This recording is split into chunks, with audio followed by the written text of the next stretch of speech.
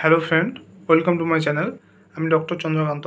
আজ আপনাদের গলা ব্যথা বা গলা বসে যাওয়া, ঠান্ডা লাগার কারণে বিভিন্ন কারণে গলা ব্যথা হয়, সোর থ্রোট হয় বা ভয়েস চেঞ্জ হয়ে যায়, অর্থাৎ গলা বসে যায়, কথা বলতে অসুবিধা হয়।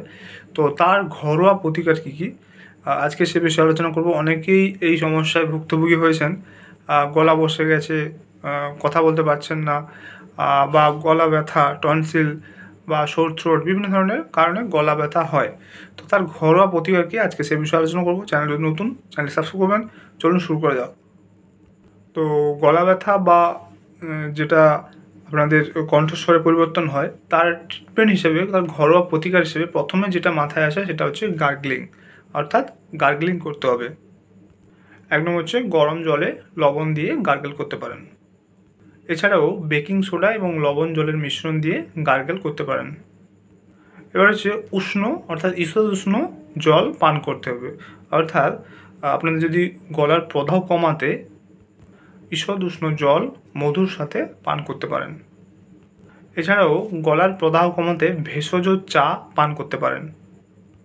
যাদের যাদের গলা বসে যায়, অর্থাৎ একদম কথা বলতে পারছেন না, তাদের কি কি করতে হবে? প্রথমত কণ্ঠস্বরকে বিশ্রাম দিতে হবে, অর্থাৎ খুব বেশি সময় ধরে বা খুব জোরে কথা এড়িয়ে চলতে হবে।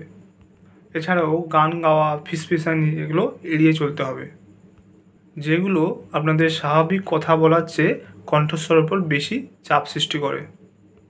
এছাড়াও আপনারা হিউমিডিফায়ার ব্যবহার করতে পারেন, অর্থাৎ বাড়ি বা অফিস জুড়ে বাতাস আর্দ্র রাখতে আপনারা হিউমিডিফায়ার ব্যবহার করতে পারেন।